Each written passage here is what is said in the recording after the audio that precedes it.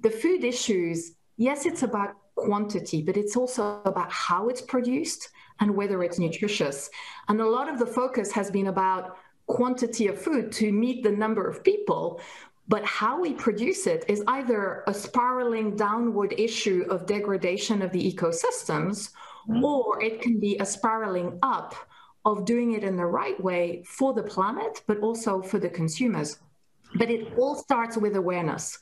I truly believe that the human race actually, once it really realizes the crisis is there, it can act very fast. And we saw it last year, the speed at which everybody across society reacted to the threat of the pandemic, whether it be on innovation, new policies, new behaviors, new technologies. It was a matter of days. It wasn't even weeks.